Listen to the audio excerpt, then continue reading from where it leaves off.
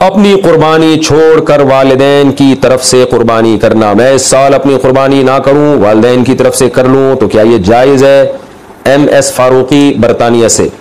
देखिए, अगर आपके वालिदैन वफात पा चुके हैं तो फिर अगर आप वालिदैन की तरफ से करते हैं, वो हकीकत में आप ही की तरफ से होती है, उसका सवाब वालिदैन को पहुंचा रहे होते हैं, तो उसमें आपका अपना वाजिब भी अदा हो जाएगा। लेकिन अगर आपके वालिदैन हयात हैं तो आप उनकी तरफ से कुर्बानी कर रहे हैं उनकी परमिशन से, तो फिर आपकी कुर्बानी नहीं होगी, बल्कि एक जानवर में दो बंदों की भी नहीं होगी, अब्बा अम्मा दोनों की नहीं होगी।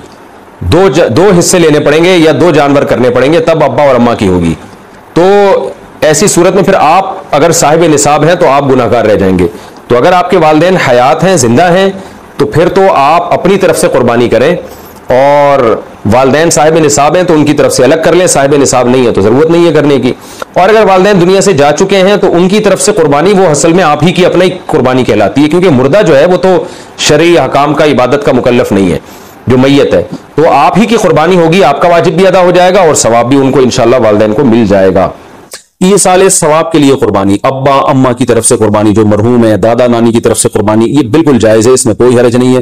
बात सहाबा से भी साबित है और रसूलुल्लाह सल्लल्लाहु अलैहि वसल्लम से भी साबित है कि आपने 2 मेंढे ज़बह किए, एक अपने लिए और एक अपनी उम्मत के लिए। तो पता चला कि ये कुर्बानी अपने लिए भी हो सकती है और अपने अलावा किसी और के लिए भी हो सकती है। वो किसी और कोई भी हो सकता है, नबी सल्लल्लाहु अलैहि वसल्लम भी हो सकते हैं, आपके वालिदैन भी हो सकते हैं, तो कोई भी हो सकता है।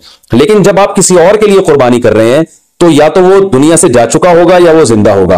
अगर दुनिया से जा चुका है तो वो कुर्बानी का गोश्त आप खुद भी खा सकते हैं, लेकिन अगर वो जिंदा है तो उसकी परमिशन के बगैर उसके लिए कुर्बानी नहीं हो सकती, क्योंकि वो एक इबादत है और जो जिंदा आदमी है वो इबादत का अहल है। जब तक उसकी वो नियत नहीं करेगा खुद, तो उसकी कुर्बानी नहीं होगी।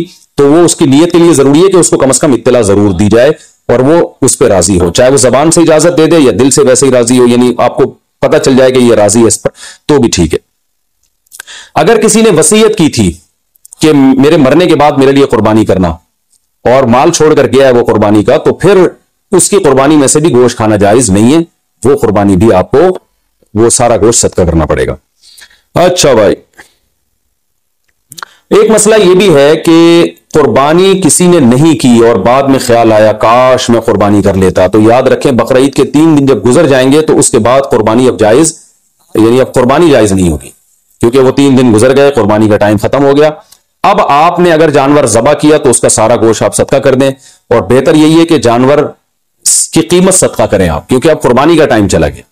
तो इसलिए बकरा ईद के 3 दिनों, फिर वो अगले साल बकरा ईद में भी नहीं हो सकती खजा उसकी, तो बस बकरा ईद के 3 दिन के अंदर अंदर तो जानवर ज़बा करना है। अगर आपने ज़बा नहीं किया और आप पर कुर्बानी वाजिब थी, आपसे गलती हुई है, तो अब 3 दिनों के बाद आपने क्या करना है, उस जानवर का यानी उस जानवर की कीमत आप सदका कर दें।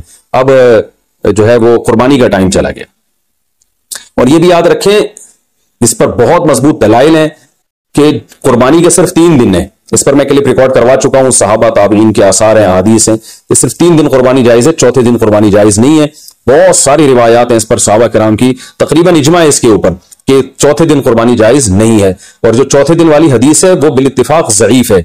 तो इसलिए अपने अहम तरीन इबादत को आप जाया ना करें, जो अल्लाह ने हमें 3 दिन बताए हैं उसी में कुर्बानी करें, और वो इतने दिन है कि हमें चौथे दिन की तरफ जाने की जरूरत भी नहीं।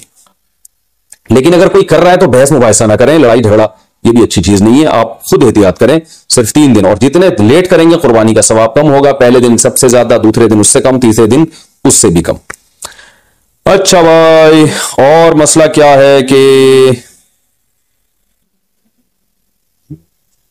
कुर्बानी में अकीके की नियत करना, यह सवाल भी बहुत पूछा जाता है। बिल्कुल जायज है, आप एक गाय लेकर आए तो आप उसमें अपने बच्चों का अकीका भी कर सकते हैं, और कुर्बानी का यानी बेटे का लड़के की तरफ से 2 हिस्से डाल दें उसमें और एक अपनी कुर्बानी भी कर लें, ये भी बिल्कुल जायज है। अच्छा भाई, और नाबालिग औलाद की तरफ से कुर्बानी, देखिए जो नाबालिग औलाद की तरफ से कुर्बानी है अगर तो इंशाल्लाह उसको सवाब मिलेगा। कुर्बानी वो आप ही की तरफ से होगी, तो यानी आप ही उस कुर्बानी के मालिक हैं।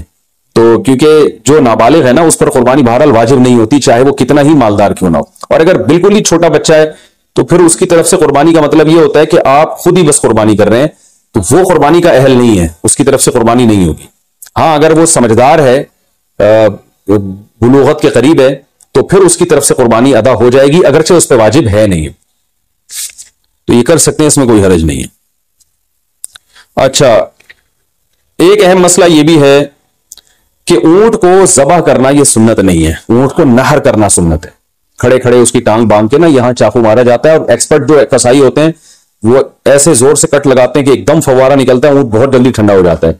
और जो अनाड़ी होते हैं वो बहुत तकलीफ देते हैं जानवर को, वो घुमाते रहते हैं उसमें और उनको सही नस मिलती नहीं है, रग मिलती नहीं है, ऊंट का खून कम बहता है, वो बहुत देर से उसकी जान निकलती है। ये बहुत जो है वो अच्छा काम नहीं है जानवर को तकलीफ देना। आप सल्लल्लाहु अलैहि वसल्लम ने हुक्म दिया है कि जब तुम में से कोई शख्स जानवर को ज़बह करने का इरादा करे तो उसे चाहिए कि जानवर को राहत पहुंचाए, उसकी राहत का ख्याल रखे, वो उसकी वो अजियत ना दे, तकलीफ ना दे। और आपने ये भी फरमाया कि अपनी छुरी को पहले तेज कर लो ताकि जानवर को तकलीफ ना हो। बाज लोग ये कर रहे होते हैं, जानवर को लिटा के छुरी तेज कर रहे होते हैं, वो भाई पहले ही कर लेते ये काम, उसको आपने जो लिटा के इतनी तकलीफ दी हुई है ये ठीक नहीं, ये ठीक अमल नहीं है। तो जानवर को राहत देने का हमें हुक्म है, तकलीफ से उसको बचाना है हमने। तो ये कुछ मसाइल थे, और भी कोशिश कर रहा हूं कि कोई मसाइल दिमाग में आ जाए जो लोग ज्यादा। एक और मसला रह गया कि कसाई को गोश्त की उजरत के तौर पे देना जायज नहीं है।